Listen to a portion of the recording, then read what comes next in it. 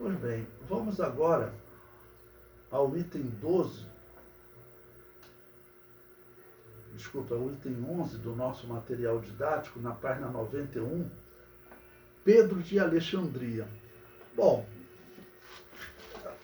essa história aqui é bem interessante, irmãos.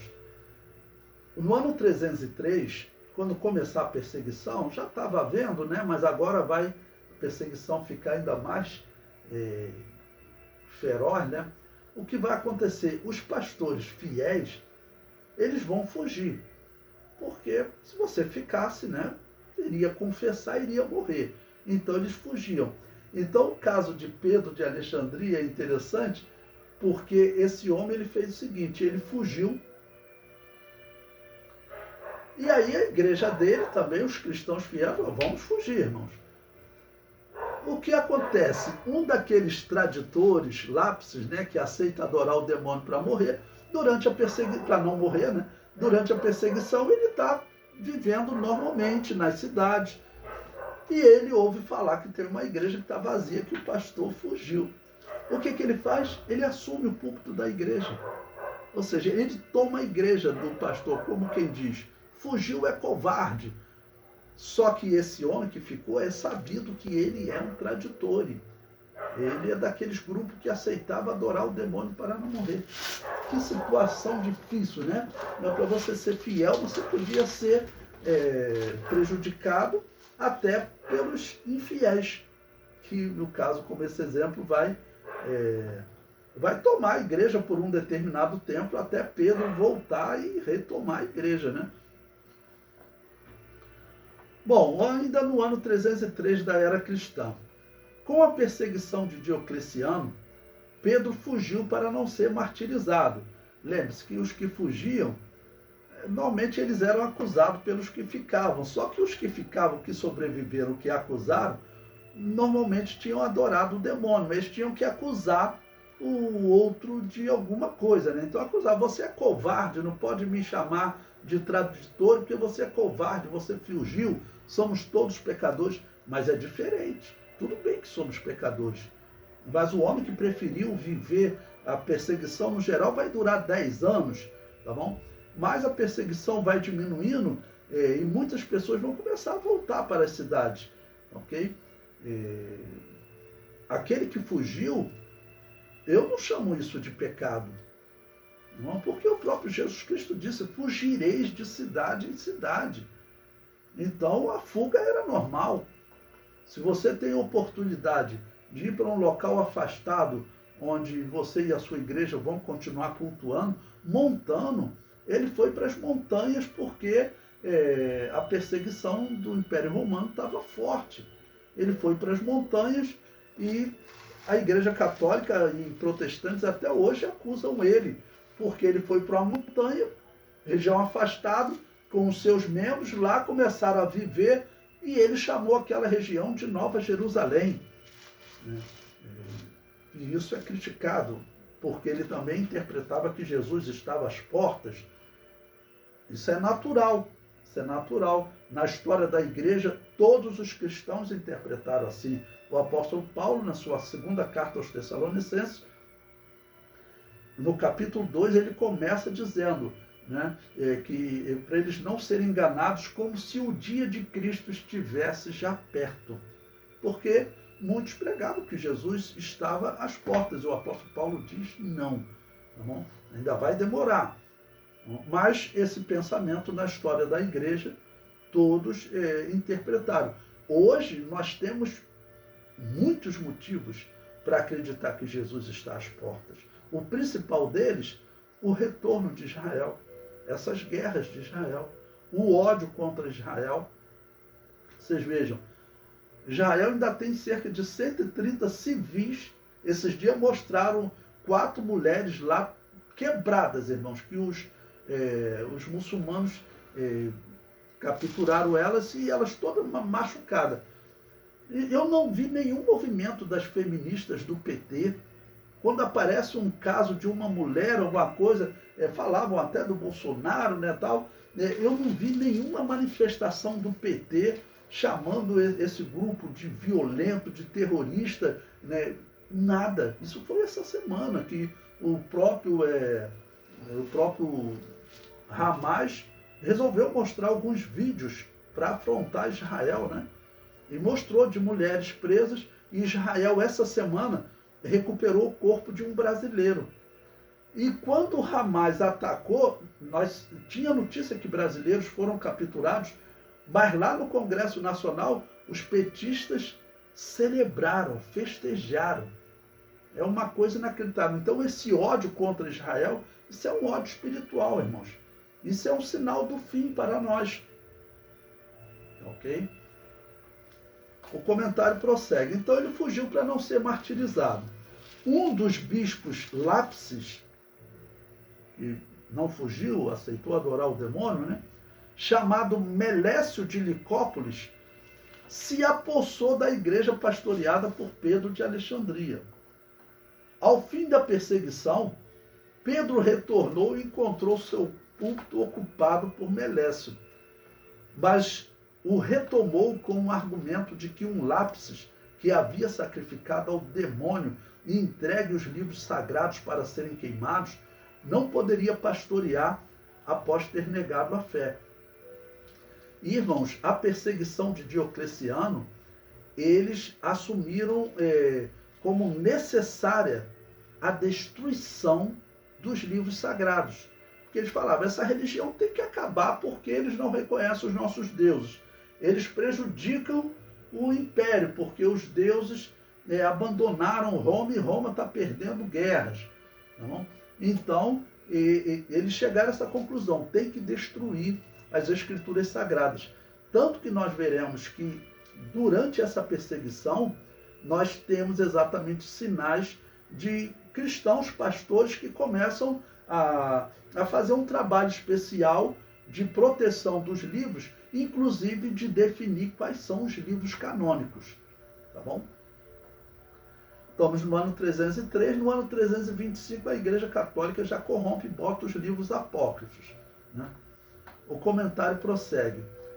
Um dos discípulos de Melécio de Licópolis era o bispo Ário de Cirenaica, ou ainda Ário de Alexandria, ele ficou conhecido também como Ário de Alexandria, que desenvolverá diversas heresias, entre elas a negação da doutrina da Trindade, mas vai defender que Deus morreu na cruz, tá bom? Porque essa heresia era comum em Alexandria. Tá bom? Então, vocês vejam, Melécio de Licópolis, que era um traditor, ele tem discípulos, né, que vão continuar com Constantino, como Ário de Alexandria. Ele vai ser excluído por outra doutrina, porque ele nega que Jesus Cristo era Deus eterno. Tá bom? Mas ele estava lá entre os católicos. Quando eu digo para vocês que aqueles bispos católicos que se juntaram a Constantino, eles, irmãos, eram dessa linha de traditores. Porque só um traditore, um Lápis, que adorou o demônio, poderia tolerar como líder Constantino adorando o demônio. É lógico. O comentário prossegue. O termo Trindade havia sido usado pela primeira vez cerca de 150 anos antes, por Tertuliano. Em 311 da era cristã, as autoridades impetraram uma perseguição aos líderes que não se submetiam à ordem de cultuar os deuses romanos.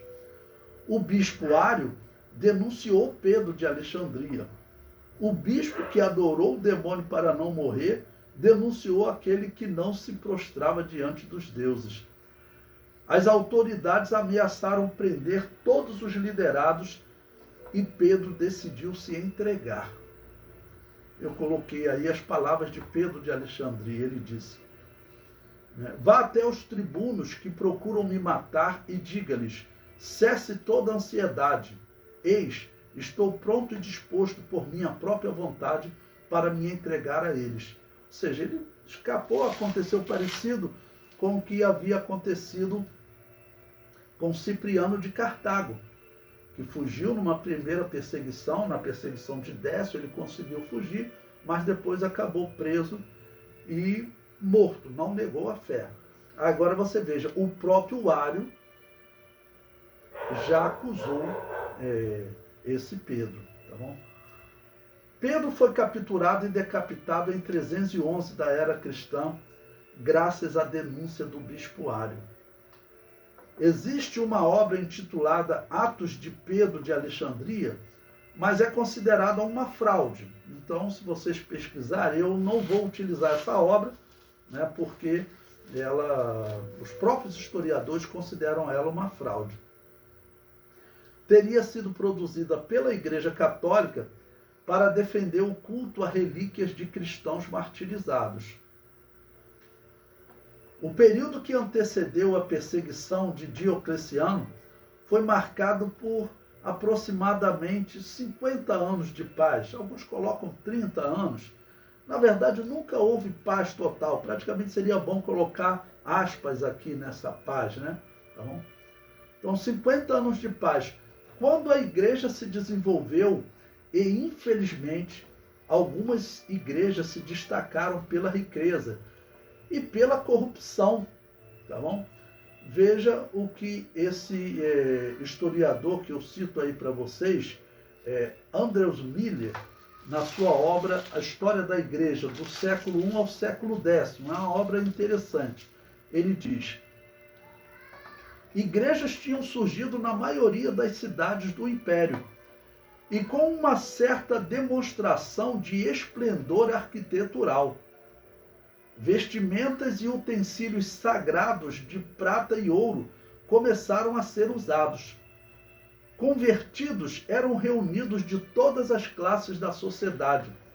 Até mesmo a esposa do imperador Diocleciano, né, e sua filha Valéria, casada com Galério, aparentemente estiveram entre convertidos. Os cristãos ocupavam altos cargos no Estado e na Casa Imperial. Eles ocupavam posições de distinção e até de suprema autoridade nas províncias e no exército. Mas, infelizmente, esse longo período de prosperidade exterior tinha produzido suas usuais consequências. E o que ele começa a descrever é exatamente a perversão. Determinados ministros que se corromperam pela questão financeira. Nós vimos ministros, principalmente de Roma, já pedindo auxílio ao imperador de Roma para expulsar um pastor de uma igreja, né? Então, essas pessoas começaram já a se tornar uma autoridade. E Eusébio de Cesareia diz que as igrejas se corromperam mesmo. Na verdade, haviam igrejas corrompidas desde o ano 160, ou seja, cerca de 140 anos de corrupção já havia. Principalmente a igreja de Roma, essa era o centro da corrupção. Tá bom? Então, podemos dizer que, infelizmente, o inimigo ele conseguiu o seu propósito com a perseguição. Eu tenho dito para vocês que o propósito da perseguição era gerar apóstatas, não? Como esse Ario, que já denunciou um outro pastor que não aceitava adorar o demônio. Como é que pode? Na verdade, é um cumprimento das palavras de Jesus, que nós seríamos traídos, até por parentes e conhecidos, né? Pessoas que se diziam cristãos, e foi o que aconteceu aqui. Ainda não posso chamar Ario de católico romano, mas nós sabemos que ele será. A história mostra que até o ano 325 ele vai estar como um católico normal. Vai ser excluído quando ele não aceitar pregar que o Deus eterno morreu na cruz. Ario vai pregar que Deus morreu na cruz, mas era um Deus menor, não era o Deus eterno. Enquanto Atanásio, Alexandre e a Igreja Católica em geral pregava que o Deus eterno morreu na cruz, porque Orígenes pregava isso. Tá bom? Então, nós já estamos vendo aqui exatamente a corrupção que vai dominar a Igreja Católica.